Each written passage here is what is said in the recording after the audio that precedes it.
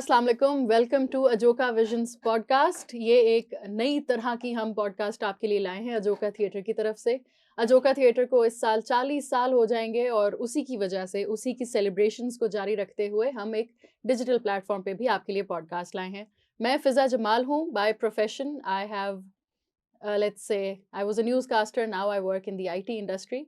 और मेरे साथ मौजूद हैं अजोका के डायरेक्टर शाहिद नदीम, जिन्होंने अजोका के बड़े बड़े प्लेस भी लिखे हैं, साथ में डायरेक्ट भी किए हैं, आप लोगों को शायद पता ही होगा। और साथ में निर्वाण नदीम, जो कि इनके बेटे होने के साथ साथ इनका शौहर भी हूँ। हाँ और साथ में अजोका इंस्टीट्यूट के भी डायरेक्टर हैं और साथ में अजोका थिएटर में भी एग्जीक्यूटिव डायरेक्टर हैं। और आज हम जिन मेहमान को साथ लाए हैं उनका तारुफ मेरे ख्याल से आपसे बेहतर कोई कर नहीं सकता, आपने इनके साथ काम किया हुआ है। जी, हमारा तो बहुत पुराना एक ताल्लुक है। आई थिंक ओवर 10-15 इयर्स, मतलब पता भी नहीं लगा वक्त का। बिल्कुल नहीं पता। एंड इनफैक्ट मेरी जो वन ऑफ माय फर्स्ट जो प्राइवेट इंडस्ट्री में या जो आपका कराची के मीडिया इंडस्ट्री में जो ब्रेक है वो आपके थ्रू ही इनफैक्ट वो मिला था। अभी तक आई रिमेंबर। एंड सो बड़े अरसे से हमारा एक ताल्लुक है, प्रोफेशनली भी पर्सनली भी, जो लेकिन कभी जो डिटेल में मौका नहीं मिला आपकी जो एक बैक स्टोरी है और जो असल आपकी कहानी है वो जानने का। सो अगर हम वैसे तो आपका जो एक कोई इंट्रोडक्शन की ज़रूरत तो है नहीं, आप one of Pakistan top most आप ड्रामा के और फिल्म के राइटर्स हैं।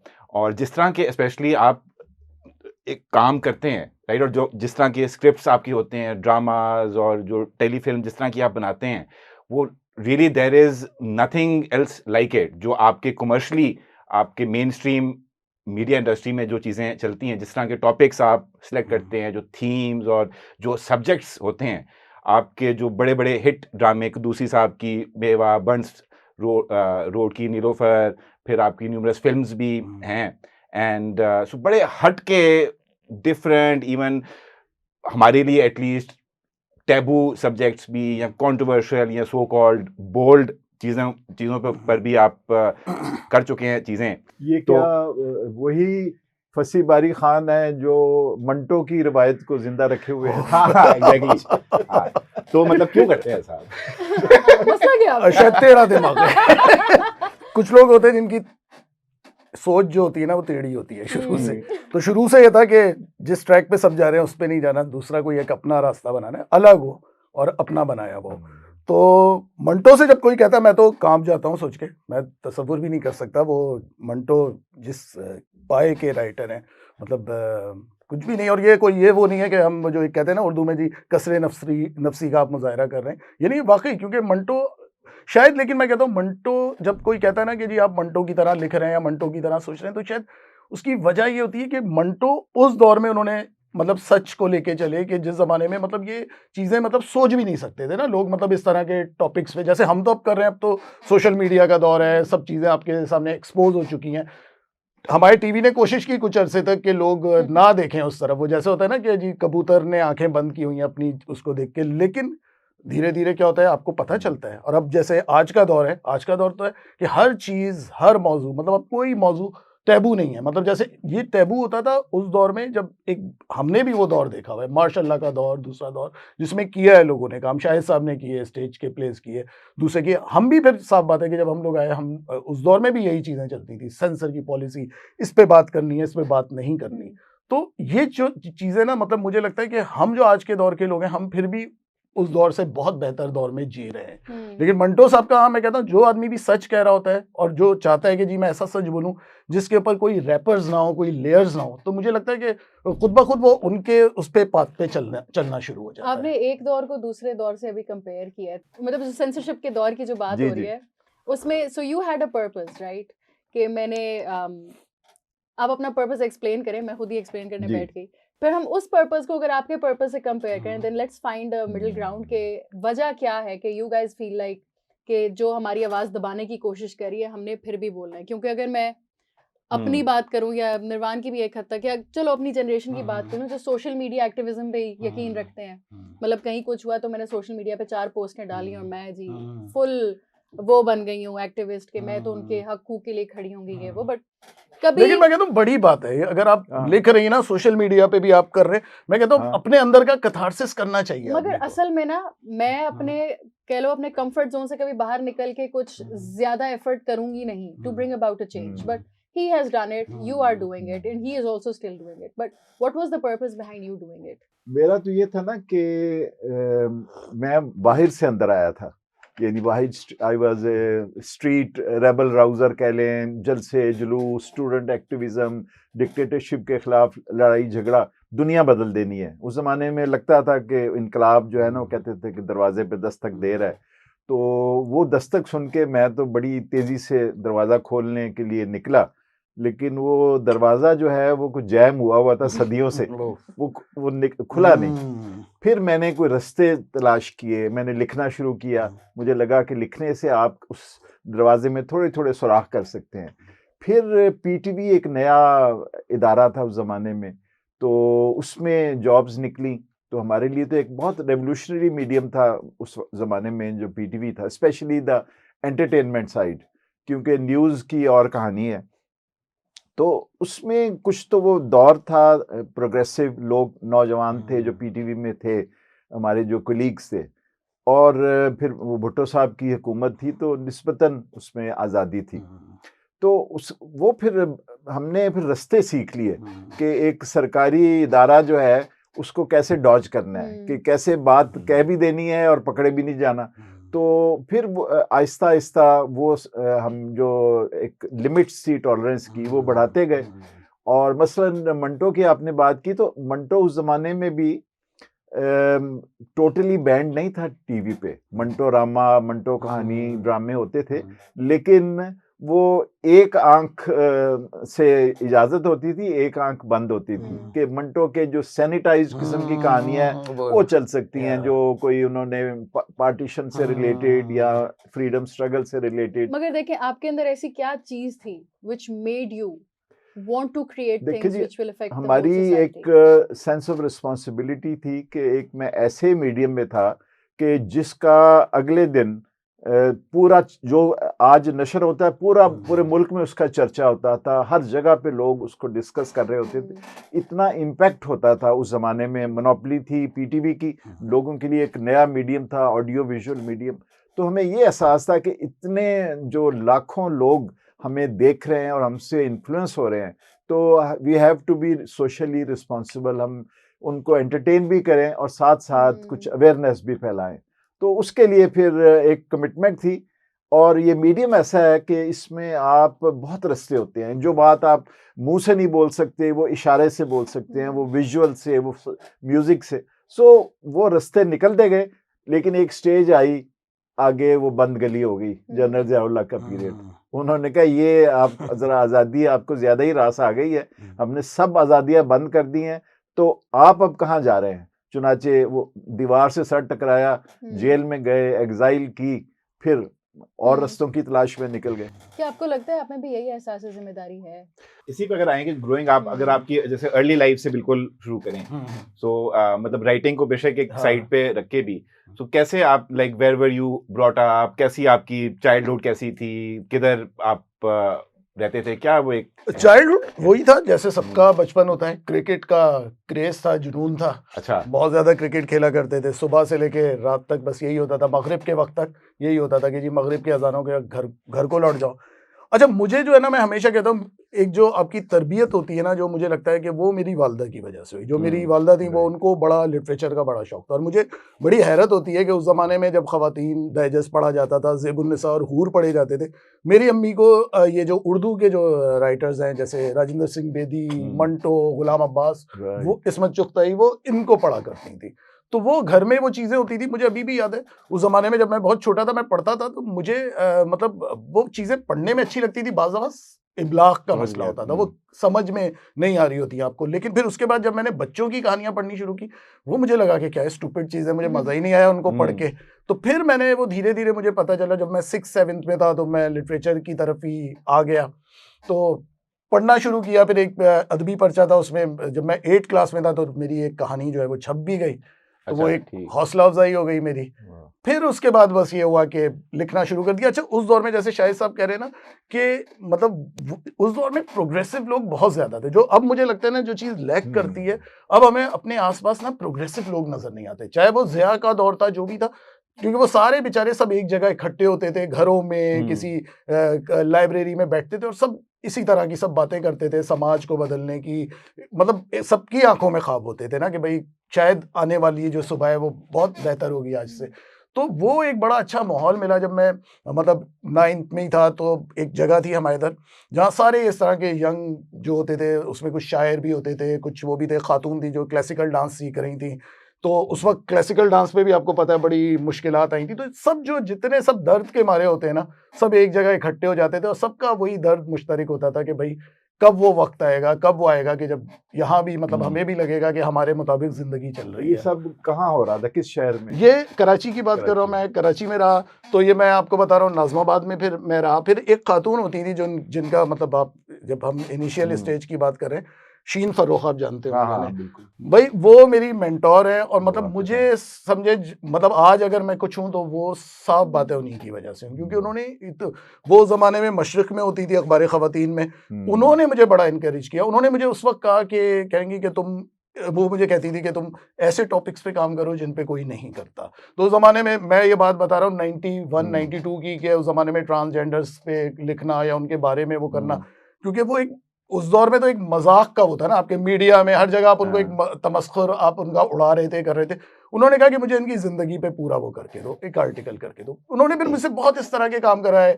फिर ये था कि क्योंकि उनके फ्रेंड्स जो थे वो जाहिर सी बात है वो बड़े लिटरेचर से बिलोंग करते थे, तो उनके घर वर में जाता था, सहाफ़ी कॉलोनी में वो होती थी, तो वहाँ बहुत से लोग आ जाते थे, उनसे मुलाकात हो जाती थी। फिर खुशकिस्मती से ये कि फैज़ साहब से भी हमारी मुलाकात हुई, सिप्ते हसन साहब से भी हुई।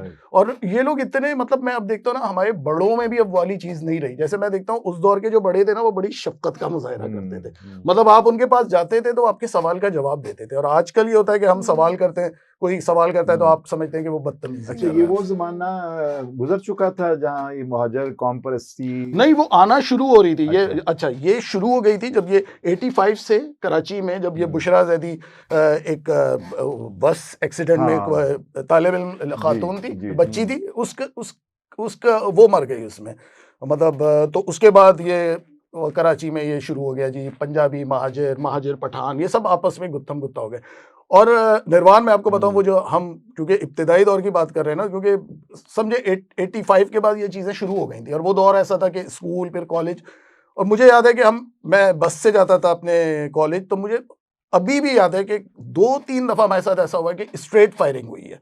और ये हुआ कि आप कहीं भागे, कोई कहीं भागे, और अपने सामने लोगों को गिरते हुए मरते हुए देखा। ये जब कराची कराची की बात कर रहा है। मतलब एक मुझे अभी भी याद है, एक रात मैं आर्ट्स काउंसिल में मैं कुछ कर रहा था, थिएटर वर्कशॉप हो रही थी, मैं वो करके निकला। उसके बाद मैं बस के इंतजार में खड़ा हूँ कि जी बस आएगी बस आएगी। लोग खड़े थे, एक बूढ़ी औरत खड़ी थी, 2-3 बच्चे थे, कुछ फैमिलीज थी वो खड़ी थी। और अचानक क्या हुआ कि जी फायरिंग शुरू हो गई। आप यकीन करें, मैं पीछे करके मैं ऐसा भागा, मुझे नहीं पता था। फिर मैं अंदर उधर एक गली सी थी, मैं उसमें जाके छुप के बैठ गया। फिर उसके बाद तकरीबन 20-25 मिनट हुए तो खामोशी हो गई, बिल्कुल खामोशी। फिर जाहिर सी बात है पुलिस घर वगैरह नहीं आई? कोई कुछ नहीं आया ना, कोई कुछ नहीं। वो जो एक कहते हैं ना शहर नापुरसा, कराची उस जमाने में वो था, कोई पुरसाने हाल नहीं था ना।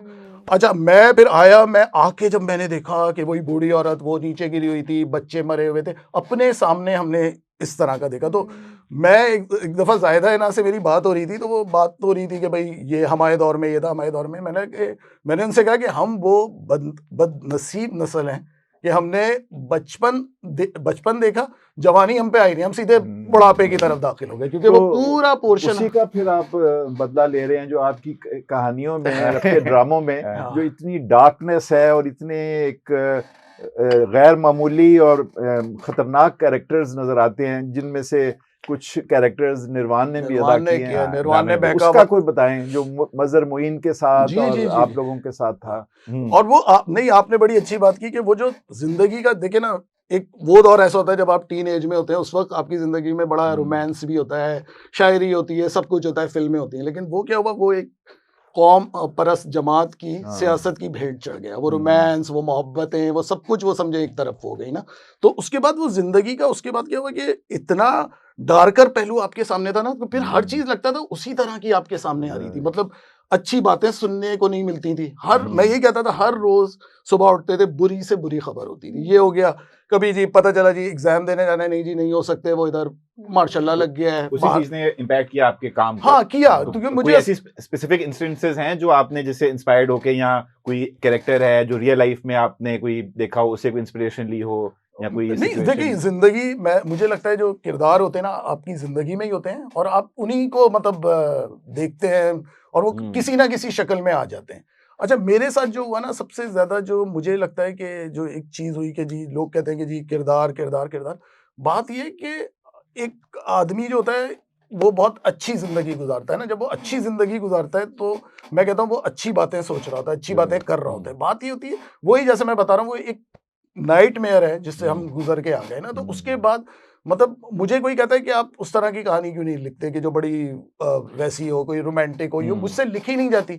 मैंने उन्हीं किरदारों पे सॉरी हाँ आपने लिखी है रोमांटिक कहानी, वो जो उस रोमांटिक कहानी में इसको रखा है ना। बड़े अरसे के बाद गलती से और- जो है इनका मैंने एक वो ड्रामा कर दिया। अल्लाह मेरी तौबा। अच्छा, जरा जी थोड़ा वो सा होता क्या है कि इसको, खैर आपसे तो मेरी भी अच्छी खासी मुलाकात है, आप लोगों ने बहुत अरसा से काम किया हुआ है, तो वन डे ही कैजुअली टेल्स मी कि वो फसी एक फिल्म बना रहा है सोशल मीडिया के लिए। मैंने उस पर जाना, मैंने कहा ठीक है, मैंने कहा स्टोरी बस कुछ है, मैंने कहा स्क्रिप्ट के बस कुछ है, मैंने कहा अच्छा और साथ कौन काम कर रहा है, बस लोग हैं, मैंने कहा अच्छा। फाइनली व्हेन इट केम, मैं कहती हूँ मैं एक तो इसकी शक्ल ना मुझसे देखी जाए, और क्योंकि आपसे मैं मिल चुकी थी, मैं जहन में आपकी शक्ल भी इमेजिन हूँ, वो भी ना देखी जाए, मैं कहूँ ये इसने किया क्या है। वो अच्छी खासी रोमांटिक कहानी थी, तो आप किस मुंह से बोल रहे हैं आपने नहीं, रोमांटिक कहानी? आप थोड़ा सा बताएं ना रोमांटिक हाँ, कहानी रोमांटिक में क्या तो थी? कोई बुराई मैं नहीं तो है। रिपीट भी ना फिजिकल करूं। हो रहे थे ये बहुत ज्यादा। नहीं क्या था कैरेक्टर की डिमांड थी ना वो हाँ, तो। character आप खुद की बताएं डिमांड ना थी। हाँ, कि क्या थी कहानी। कहानी वो यही थी कि एक मतलब आपका ड्यूबियस किस्म का पर्वर्ट टाइप सा एक शौहर है, और वो कैसे मतलब इस तरह की जो है वो करता है। सो तो बेचारा झिझक शर्मा शर्मा के बोल रहे थे चल, बहरहाल ये नहीं, एक निहायत ही बेहुदा किस्म का फ्लर्ट कैरेक्टर था। जी, इन हाँ। Simpler words. अच्छा, ये जरा निर्वाण आप भी जरा बताएं कि आपने, मुझे तो एक ही याद है, बड़ा ही वो डिस्टर्बिंग कैरेक्टर था बहकावा में, जो इनकी उसकी क्या कहानी थी और आपका क्या तजुर्बा था उस कैरेक्टर को करने का, क्योंकि आई नो कि it must have had quite deep impact on you. तो मेरा जो सबसे पहला एक्सपीरियंस था, आई वाज फॉर्चुनेट कि उसके बाद बेशुमार ड्रामास भी किए, सीरियल्स भी किए, बहुत सा काम किया, लेकिन जो बेस्ट तरीन एक्सपीरियंस था अभी तक, वो लिटरली मेरा पहला एक्सपीरियंस था जो इन लोगों के साथ था। वो जियो का ड्रामा था बहकावा, एंड उसकी जो कहानी थी वो बड़ी एक डिफरेंट थी, इंटरेस्टिंग थी, हाँ डार्क थी काफी। और अक्सर लोगों को जब बताता हूँ उसकी कहानी, सो इन अ नटशेल उसमें क्या था कि जो मेरा कैरेक्टर होता है उसको अपनी बहन से प्यार हो जाता है, लेकिन अपनी अडॉप्टेड बहन, ठीक है, अडॉप्टेड बोलता हूँ फॉर सम रीजन, फिर वो सही हो जाता है, फिर कहते हैं लोग अच्छा हाँ ठीक है अडॉप्टेड, अब जायज है, अब ठीक है, अब करो जो करना है, ठीक है। तो वो, लेकिन for me as a performer, as an actor, उससे पहले मैंने एक दो ड्रामे किए थे पीटीवी के, तो वो तो मैंने कसम खा ली थी अच्छा नेवर अगेन, ठीक है। तो वो, लेकिन एज ए परफॉर्मर बड़ा मेरे लिए एक इंटरेस्टिंग चीज थी, बिकॉज एज ए परफॉर्मर आपको गोइंग इनटू, जैसे आप as any creative person going सिर्फ अच्छी बातों में ही पूरी जिंदगी का उसमें मजा आता है, एंड जो अपने वो आपके एरियाज हैं, वो डार्क प्लेसेस हैं जो आपको एक्सप्लोर करने का एक मौका मिलता है, राइट। एंड इसको आप कह सकते हैं कि इन्फेचुएशन हो जाती है, अट्रैक्शन हो जाती है। It's a different kind of obsession, not for me as a performer. उसमें था कि देखें एंड वही जो मजे का कॉन्फ्लिक्ट था, राइट, जो बंदे को फिर एंड उस ड्रामे के एंड पे फिर वो सुसाइड कर लेता है, राइट, कि इस कदर वो एक दो चीजों के दरम्यान में फंसा हुआ था। लेकिन उसमें आप जैसे लोगों के साथ जो काम करने का मौका मिला, एंड उसके बाद फिर जो इंडस्ट्री देखी, एंड ऑब्वियसली हर फील्ड में, हर इंडस्ट्री में हर तरह के लोग होते हैं, तो आपका पर्सनली भी जिस तरह के आप इंसान हो, राइट, आपका जो एक इंटेलेक्ट का लेवल है, एक माइंडसेट है, एंड जनरली जो एक पर्सनैलिटी भी है, एक relatively humble, down to earth, grounded किस्म के आप सुलझे हुए इंसान हो। सो जो इंडस्ट्री है, मीडिया इंडस्ट्री सो कॉल्ड, उसमें कैसे आपने एडजस्ट किया या इजीली एडजस्ट हो गया? क्योंकि आमतौर पे आप जैसे लोग बहुत कम मुझे मिले हैं इंडस्ट्री में। अच्छा, पहले तो बहकावा का जिक्र आया ना, मैं एक बात बताऊं, निर्वाण जब कर रहा था ना कैरेक्टर, रुबीना अशरफ ने ये स्क्रिप्ट पढ़ा हुआ था। रुबीना अशरफ कहेंगी फंसी, मुझे किसी कैरेक्टर से कोई वो नहीं है, मुझे सिर्फ ये कि जो लड़के का कैरेक्टर है ना, ये तुमने खौफनाक लिखा है। कहती है कि मुझे समझ में नहीं आ रहा तुम किसको लोगे। तो मैं कहा एक है लड़का ना जिसको लिया है। अब निर्वाण आया, बाद में पता चला कि जी शायद महमूद नदीम और मदिया गौर के बेटे हैं ये, वो किसी को नहीं पता था। लेकिन जब ये शूट शुरू हुई तो मुझे मारिया वास्ती ने भी ये बात कही, रुबीना अशरफ ने भी कहा। रुबीना अशरफ कहेंगी ओ माय गॉड फंसी, तुमने हीरा निकाला है। कह रही है लगता है कैरेक्टर बना ही इसके लिए। कहती बिलाल का कैरेक्टर लगता है कि निर्वाण का कैरेक्टर है। तो निर्वाण, अच्छा निर्वाण का जब मैंने देखा था ना, सबसे पहले निर्वाण का मैंने एक ड्रामा देखा था, और मजे की बात है वो फौजियों का ड्रामा था। तो लेकिन निर्वाण के जब मैं इसके क्लोजअप्स देख रहा था, मैंने देखा इस लड़के की आंखों में ना बहुत डेप्थ है। तो मतलब हाँ, मुझे लगा कि बहुत डेप्थ है। और वो जो कैरेक्टर था ना बिलाल का, जो मुझे चाहिए था कि उसके अंदर मासूमियत भी है, कहीं वो बड़ा कनिंग भी हो जाता है, कहीं वो एक बड़ा मतलब बहुत ही लेयर्ड कैरेक्टर था ना। तो पता नहीं क्यों मुझे ऐसा लगा, हालांकि ना मैंने इसका कोई ज्यादा डायलॉग सुने। मैंने मजहर से कहा, मैं कहा मजहर एक लड़का है और उसका मैंने देखा। फिर हमने पता करवाया कि भाई कौन है, तो पता चला निर्वाण का। फिर निर्वाण से बात की, मदिया थी, मदिया ने बड़े अच्छे तरीके से, मदिया ने हम लोगों का मजहर और मेरा काम भी देखा हुआ था, तो बड़े अच्छे तरीके से उन्होंने कहा नहीं ये करेगा आपका वो ना। तो लेकिन मैं बताता हूँ कि निर्वाण इतना नया लड़का था, और उसने उस वक्त वो वाकई वो मुश्किल कैरेक्टर था, और हम लोग फंसे हुए थे, मजहर और मैं भी आखिर तक फंसे हुए थे कि इसमें किससे करवाएं। क्योंकि जो टीवी के लड़के थे ना, मेरा दिल नहीं जा रहा था उन लोगों से करवाने का। वो वही एक स्टीरियोटाइप उनका एक था, एक ही तरह के उनके बाल, एक ही तरह का उनका स्टाइल। तो मैं कहा यार कोई अलग होना चाहिए। तो वो खैर निर्वाण को देखा, फिर निर्वाण ने किया बहकावा, बहुत ही अच्छा किया। तो ये तो खैर मैं बहकावा के हवाले से बात कर रहा था। दूसरी बात आपने कही, हम्बल वम्बल मैं बिल्कुल नहीं हूँ ना, मैं ना कोई इतना मैं डाउन टू अर्थ है। देखिए बात है, अगर कोई अच्छे से मुझसे बात कर रहा है तो मुझे पागल कुत्ते ने थोड़ी काटा है कि मैं उसके साथ कुछ वो करूंगा। लेकिन हाँ, मुझे होता है कि मुझे जो चीज बुरी लगती है, जो चीज होती है, मुझे लगता है वो आपको फौरन कह देनी चाहिए। आप लिख देते हो? हाँ, लिख भी देता हूँ मैं। आम लोगों के साथ भी मैं ये करता हूँ, मैं ये नहीं करता दूसरों की तरह के लिहाज करो, मुरब्बत करो भाई। जिस तरह की, वही तो बात कर रहा हूँ कि जितने आप एक ऑथेंटिक इंसान हो, राइट, लेकिन अक्सर आपको इस तरह के भी, और मेरे से ज्यादा तो आपने इस तरह के लोगों से का राब्ता हुआ होगा जो आप वो क्या कहेंगे, बहुत ही ज्यादा इन ऑथेंटिक या आर्टिफिशियल के अक्सर, जैसे यहाँ फिर राइटर्स का सर्कल शायद डिफरेंट होता होगा, ज्यादा इंटेलेक्चुअल होता होगा। जो मेरा एक्टर्स का सर्कल होता था, तो हमारी तो आमतौर पर यही बातें हो रही होती थी 95% ऑफ द टाइम सेट पे, या आपस में जब एक्टर्स एक्ट्रेसेस बैठे होते थे, तो आपकी जो सारी डिस्कशन होती थी वो यही होती थी कि किसको किस ड्रामे के कितने पैसे मिले हैं, किसके बैंक अकाउंट में कितने पैसे हैं, किसका अफेयर किसके साथ चल रहा है। अच्छा, मेरे इत्तेफाक से जो दोस्त हैं, जैसे बीगुल से बहुत दोस्ती है मेरी, जफर महराज से, मुस्तफा अफरीदी, तो ये सब अच्छे प्रोग्रेसिव टाइप के लोग हैं। तो हम लोग तो वैसी बातें कर रहे होते अपनी। और खैर हम लोग हर वक्त राइटर भी नहीं बनते, साफ बात है कि हर वक्त राइटर भी नहीं बनना चाहिए, अपने पर इतना सवार नहीं करना चाहिए इस चीज को। तो क्योंकि जैसे कुछ होते हैं ना हमारे राइटर, वो अपने पर उन्होंने सवार किया अपने राइटर होने को। तो मैं कहता हूँ जितना आदमी आम उसमें रहता है ना, लो प्रोफाइल में, मतलब लो प्रोफाइल ये नहीं है कि आप अपने आप को बिल्कुल गिरा दें, जो बात गलत है उसको गलत करें, लेकिन जो एक जिंदगी है ना जैसी चल रही है आपकी, उसको सादगी से मजे से गुजारें, एंजॉय करें उसको। अच्छा ये बताएं कि एक दिलचस्प सवाल अभी मैंने देखा है आप तीनों को भी और अपने आप को भी, कि हम चारों ने मेन स्ट्रीम जो टेलीविजन है वो करके छोड़ा हुआ है। हाँ जी, मुख्तलिफ हैसियतों में, आपका as a playwright, Fiza का as an anchor, newscaster, programme host, Nirvana का एज एन एक्टर। तो ये इस बारे में आप बताएं कि आपने जिसको कहते हैं ना कि क्यों छोड़ा। अच्छा, अच्छी बात है, सबने अपनी मर्जी से छोड़ा, कोई ये नहीं है कि किसी ने आपको रिजेक्ट किया है, मतलब आप खुद अपनी मर्जी से। तो आप ये जो शहर निगारा और जो शीशे के महल से कबाड़ खाने तक कैसे पहुंचे? अच्छा बताए। अच्छा, मुझे तो शाहिद भाई वही था सबसे बड़ा, शाहिद साहब सबसे ज्यादा जो मुझे वो एतराज था ना, वो ये था कि आप अब जिस तरह का हमारा टीवी हो गया, जिस तरह के लोग कंटेंट में आके बैठ गए, मतलब ये वो लोग हैं जो, मतलब साफ बात है कि वो बॉलीवुड की फिल्म्स से इंस्पायर्ड हैं। मतलब उन्होंने लिटरेचर नहीं पढ़ा, उन्होंने कुछ नहीं पढ़ा, उनको नहीं पता कि रियलिज्म क्या है, ये क्या है।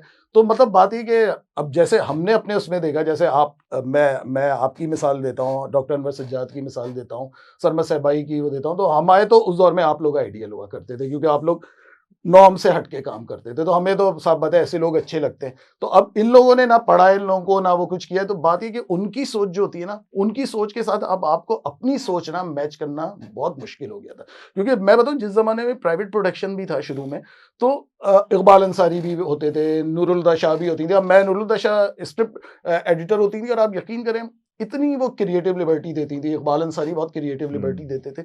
लेकिन क्या हुआ, धीरे धीरे वो लोग चले गए, या वो उनकी नजर में आउटडेटेड हो गए, अब वो नए लोग आके बैठ गए। तो मुझे ऐसा लगा, या तो नए लोग आए नई सोच के साथ ना, तो हमें भी अच्छा लगे कि यार हम, और मुझे तो अच्छा लगता है कि भाई आपकी जो, मुझे लगता है कि नई जनरेशन जो है वो आपसे कहीं ज्यादा अवेयर है, उसको आपसे कहीं ज्यादा बहुत सी बातों में आपसे ज्यादा पता है। तो हमें तो खुशी हो ना कि भाई वो नए रुझानात हम तक, हम जैसे जाहिलों तक भी पहुंचाए। लेकिन मसला ये हुआ कि वो जो है ना, उनकी सोच वो थी जो 1950 की पाकिस्तानी सिनेमा की थी, जो फिल्में जिस तरह की बन रही थी, माँ के आंसू, हमीदा, और वो ये उस टाइप की कैटेगरी आ गई है कि मतलब अब आप देखें कि बजाय आगे जाने के, जिस तरह टीवी का सफर आप देखें, शुरू में आप देखें कि कितना बेहतरीन काम हुआ, कितना बेहतरीन, और अब आप देखिए कि टीवी पे जो काम हो रहा है, मेरे ख्याल से कोई भी सेंसिबल आदमी जो अच्छा ड्रामा देखता है, अच्छी फिल्म देखता है, वो 5 मिनट से ज्यादा देख ही नहीं सकता कुछ टीवी को। तो मुझे फिर ये लगा कि भाई अपनी बात कहने के लिए ना एक प्लेटफॉर्म होना चाहिए आपका। तो फिर मुझे ऐसा लगा, मुझे किसी ने कहा कि नहीं मत करें, इसमें पैसे भी नहीं है, ये भी नहीं है, कुछ भी नहीं है। मतलब एक तो ये होता है, यहाँ जो काम कर रहा होता है ना, दूसरे आदमी को बड़ा डिस्करेज करता है कि नहीं आप तो आए नहीं इस तरफ, इसमें तो कुछ भी नहीं है। लेकिन मुझे ये था, मैं कहा चलो यार अपनी बात कहने की तो आज़ादी होगी। अब शुक्र है थोड़ा बहुत मेरे पास इन्वेस्टमेंट थी, तो मैं कहा बजाय इसके कि मैं ज़ाया कर दूं उसको, मैं एक यूट्यूब चैनल वो करता हूँ। तो मैंने शॉर्ट फिल्म्स बनानी शुरू की। अब वो ठीक है कि वो धीरे धीरे बड़ा आपको टाइम लगता है, लेकिन अब शुक्र है ऐसा हो गया है कि जी अर्निंग भी आपकी हो रही है, और एक आपको खुद भी मज़ा आता है इस काम में। क्योंकि वही बात है कि हमें लगता है कि ये काम हम टीवी पे नहीं कर सकते थे, ये हम इस जगह बैठ के करें। तो कबाड़ खाने में आपको हीरे वीरे मिल जाते हैं, बहुत मिल जाते हैं, बहुत निर्वाण नए जैसे। नए आप क्यों एंड मैं वो सेकंड कर सकता हूँ बात। सी हाँ। मतलब वो जिस तरह का एनवायरनमेंट होता है, एंड हाँ। आप सो एज अ राइटर जो खुद काम करना चाहते थे, सो मेरा भी एक तो वही कि जो आपकी जस्ट जो इंटरेक्शंस होती हैं, जैसे अभी हम बैठ के कितनी मजे मजे की बातें कर रहे हैं, अब वो इस तरह की आपकी बात मुझे अभी तक याद है। एक वो पुलिस स्टेशन में, थाने में एक वो हो रहा था, शूट हो रहा था। सो एक एक्टर जो अच्छे एक नोन एक्टर हैं, तो बैठे हुए हैं सामने, बाकी भी लोग एक्टर्स एक्ट्रेसेस बैठे हुए हैं, खामोशी से आराम से बैठे हुए हैं। एकदम से out of the blue randomly अगला बंदा कहता है, जी आपको पता है मेरे बैंक अकाउंट में कितने पैसे हैं? मैं देख रहा हूँ भाई किसी ने पूछा है, कोई बैंक की बात हो रही है क्या? और फिर बता रहे पता है मेरे बैंक अकाउंट में इतने पैसे हैं, randomly out of the blue. पहले तो उसकी शक्ल देखे मैंने सोचा, मैंने कहा किसी बात से इतने पैसे होने हैं तुम्हारे उधार ले लेते निर्वाण। नहीं, आप क्यों छोड़ा है वो है ना, गलियां? है ना? वो गलियां क्यों छोड़ा है ये बताएं। हाँ निर्वाण, ये बताओ। तो यही वो जवाब बता रहा हूँ। फिर आपने भी कुछ जैसे आप बताएं रिगार्डिंग जो कोई एक्टर टेंट्रम्स या समथिंग, जैसे आप ही के सेट का मुझे एक वाकया याद है, जो अक्सर हमारे स्टूडेंट्स होते हैं उनको भी मैं ये बताता रहता हूँ।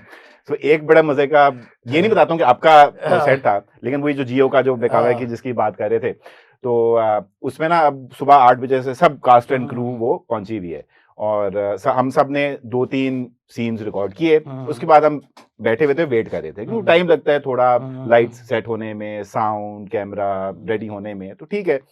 तो 1 घंटा हुआ, 2 घंटे हुए, अब सब मेरा तो पहला ड्रामा था, लेकिन बड़े बड़े आपके जो स्टार्स भी हैं, मारिया वास्ती जी, फिर रुबीना जी, और भी सारे जो ये थे, तो हम सारे बैठे हुए आपस में भी गपशप लगा रहे हैं। एंड जो बाकी ये सब जो को एक्टर्स भी थे, लकली सारे पढ़े लिखे एंड अच्छे लोग थे, मुझे भी बड़ा इन लोगों ने हेल्प आउट किया। तो बहरहाल 1-2 घंटे हुए, तो 2 घंटे के बाद finally then one of us, हम गए डायरेक्टर या जो एडी के पास, उनसे पूछा कि भाई किस बात की देर है, 2 घंटे हो गए हैं, सब हम तैयार बैठे हुए हैं, लाइनें भी याद हो गई हैं। तो कहते हैं जी वो स्क्रिप्ट बस अभी आ रहा है। तो आपको याद होगा। तो हमने कहा अच्छा ठीक है, बेइज्जती करने का नहीं कहा था तुमने। ठीक है। तो हम जाके बैठे, फिर मजीद घंटा इंतजार किया, 1.5 घंटा इंतजार किया, 1 बजे 2 बज गए। फिर फाइनली जाके हमने फोर्सली पूछा कि भाई स्क्रिप्ट क्यों नहीं आ रहा है, गाड़ी आपने भिजवाई है या नहीं भिजवाई है? फिर वो कहते हैं कि असल में जो राइटर साहब हैं फंसी भाई, ये साथ वाले कमरे में बैठ के अगला सीन लिखा जा रहा है। तो इसी से जैसे बात निकलती है as writer, how easy it is कि जो टाइम के प्रेशर के अंदर काम करना, वो मतलब मैं एज एक्टर, हमें भी टाइम की कंस्ट्रेंट्स होती हैं कि लिटरली 5 मिनट के अंदर पूरा सीन आपने याद करना है। तो एज राइटर वो कितना क्योंकि आप उस तरह के फॉर्मूला टाइप चीजें भी नहीं आप लिखते हो, हाँ। यू नो, सो वो एक जल्दबाजी में लिखना या वो किस तरह उसको मैनेज बड़े करते बड़ी थे आप? अच्छी बात की निर्वाण, हम्म। तुमने जख्म हरे हो गए मेरे तो सारे। अच्छा हाँ, ये होता था। अच्छा, कुछ प्रोजेक्ट्स ऐसे होते थे जो मजहर और मुझे पता है क्या चैनल्स वाले क्या करते थे, जैसे कुद्दूसी साहब की बेवा, इन्होंने कोई बहुत बड़ा सीरियल लिया हुआ था। अचानक क्या हुआ जी, वो सीरियल में इनकी कुछ माली उसमें कुछ इनकी बातचीत बड़ी खराब हो गई, तो उसके बाद क्या किया, वो सीरियल जियो वालों ने उठा लिया। इनके पास वो स्लॉट जो होता है ना खाली था उनका। हाँ, अब इन्होंने कहा मजहर से कि हमारे पास 1 हफ्ता है और हमें 1 हफ्ते के अंदर कुछ करके दें, तैयार करके दें। फिर मैंने और मजहर बैठे, हमने कहा चलो यार कुद्दूसी साहब की बेवा, मेरा मजहर एक पुराना मोहल्ला है ना मेरा नाजमाबाद का, मैं उसके सारे कैरेक्टर्स को करके इधर उधर करके उसको करते हैं कुछ हम चलिए, ये तो आपने हाँ। मैं कह सकता हूँ कि मेरी रिवायत को मुझे खुशियाँ जिंदा रखा, क्योंकि मैं भी अक्सर लिखता भी था लेकिन मैं डायरेक्ट भी करता था। तो आप तो हाँ। दूसरे कमरे में बैठे थे, मैं तो वहीं पर ओफ। कंट्रोल रूम में या नीचे स्टूडियो में शूटिंग भी जारी है और ओए, अगला स्क्रिप्ट वो भी हाँ, जारी है। ये तो बाज़ इसी दफ़ा तरह होती- की है। अच्छा, दूसरे पता है, मैं एक बात बताऊं, वैसे क्या होता है, हम राइटर्स होते हैं ना, शायद साहब बताऊं, बड़े हम लोग चालाक होते हैं। हम हर एक से कहते हैं ना कि यार क्रिएटिव, जैसे कोई कहता है कि लिख दो, काहिली में हम लिख नहीं रहे होते,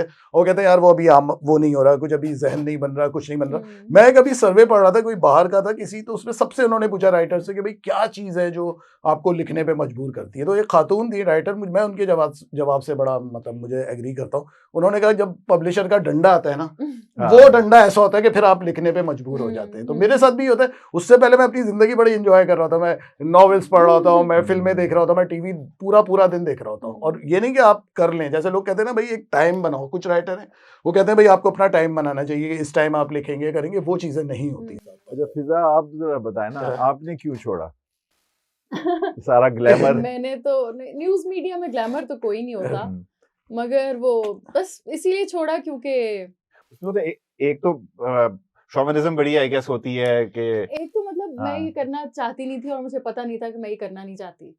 तो न्यूज़ कास्टर की एक तो नौकरी भी ऐसी होती है कि आप बस बैठ के बस टेलीप्रॉम्प्टर पढ़ रहे होते हो, वही चल रहा है। अगर आप खुद से कुछ बोलने की कोशिश करते हो कि मतलब जज्बात डालती थी आप कुछ उस तरह की खबरों में? जबरदस्ती डलवाए जाते थे, वो भी एक अलग पॉडकास्ट ही अच्छा, बनेगी, फिर वो हाँ, पूरी हाँ। एक्टिंग करनी उसमें अच्छा, सिखाई जाती है ओह, कि अगर कहीं जलजला आ गया है तो अच्छा। वो किस तरह बोलना है, हाँ, अगर जी यौम आज़ादी है तो वो किस तरह अच्छा, बोलना है, अगर कोई जैसे पाक फौज ऑपरेशंस हाँ। करती है तो पाक फौज ने जो ऑपरेशन किया है वो कैसे बोलना है, अगर जो अभिनंदन गिरा था, अभिनंदन को हमने पकड़ लिया, हमने चाय भी पिला दी, वो अच्छा। कैसे बोलना है, वो पूरी वो अलग अच्छा। फिल्म चल रही होती है। But that's another story. हाँ, but my main reason for leaving was के बस मुझसे वो सेक्सिज्म बर्दाश्त नहीं हुआ, क्योंकि मैं जिसको भी कहती हूँ कि आपने कभी न्यूज़ मीडिया में कोई फीमेल टॉप जर्नलिस्ट देखी है, या क्योंकि सबको वो भूख होती है कि प्राइम टाइम का ना हम शो करेंगे, तो टॉप आपके क्या एक हाथ पे आप गिन लो उनको, और they are also very talented women.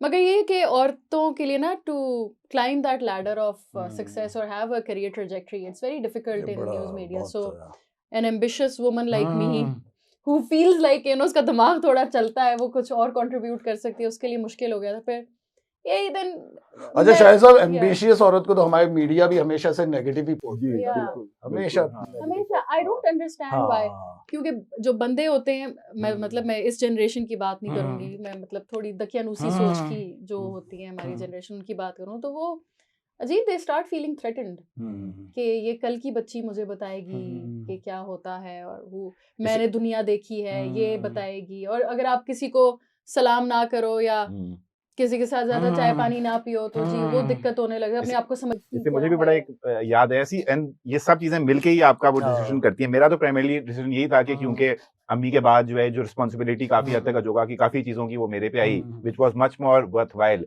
What made it more worthwhile कि इसी तरह की एक चीज कि एक शूट था, एक सीरियल का शूट था, सो उसमें मेरा एक रिलेटिवली पॉजिटिव कैरेक्टर था और मेरे ऑपोजिट एक जो नेगेटिव कैरेक्टर था वो वन ऑफ एक जमाने के जो पाकिस्तान के टॉप फिल्म स्टार्स थे। अच्छा। और आजकल के एक जो one of top news anchors जो हैं आपके पाकिस्तान टेलीविजन के एक न्यूज चैनल है उसके वो फादर होते थे। अगर आप समझ जाएं कौन से ये मेरे अबू से भी उनका नाम मिलता है in fact.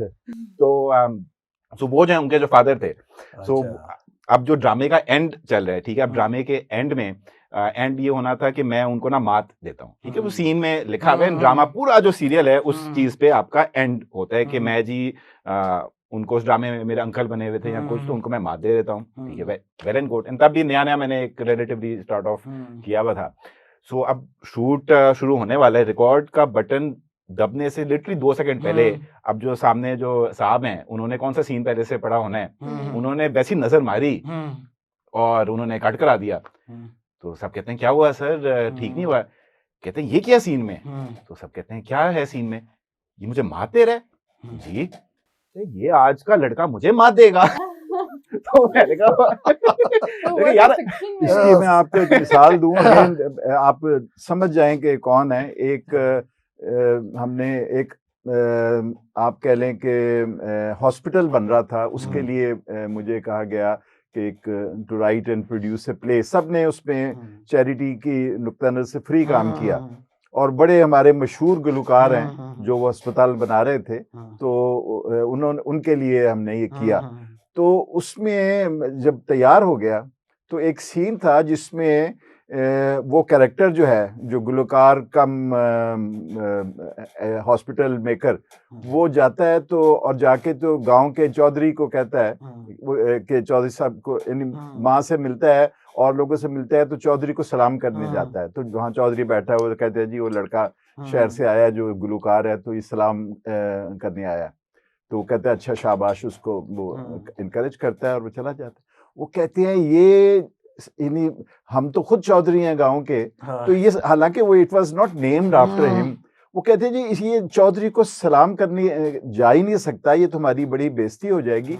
Can you believe it कि इस बुनियाद पे वो सीरियल, वो ड्रामा, टेली ड्रामा था, लॉन्ग प्ले, वो रुक गया और आज तक नहीं चला। इस बात में मैंने कहा नहीं, ये तो नहीं हो सकता कि इस बात को मैं बदल दूं कि जी एक कैरेक्टर है जो चौधरी को सलाम करने गया है, आउट ऑफ रिस्पेक्ट, एल्डर है।